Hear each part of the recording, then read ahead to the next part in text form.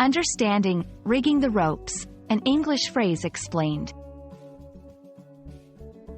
Hello, everyone. Welcome back to our English language learning series. Today, we're diving into a fascinating expression, rigging the ropes. This phrase is not just about literal ropes. It's packed with meaning and history. So, let's unravel the mystery behind this expression and learn how it can be used in everyday English. First, let's look at the literal meaning of rigging and ropes.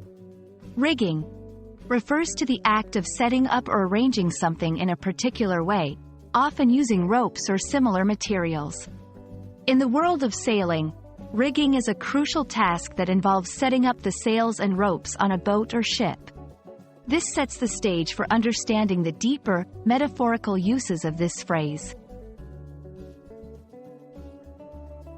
In everyday language, rigging the ropes is often used metaphorically.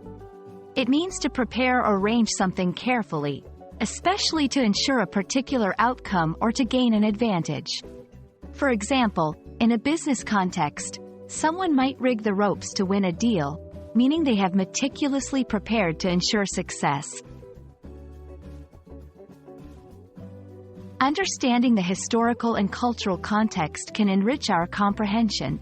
This phrase has its roots in nautical language, where the skillful arrangement of ropes was essential for navigation and safety.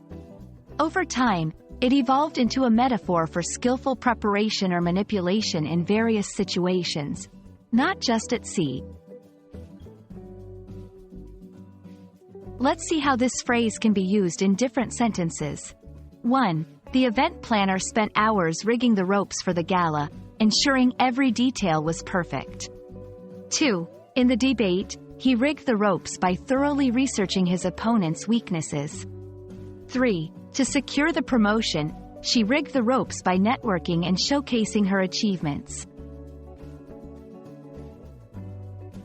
I hope this explanation of rigging the ropes has been enlightening.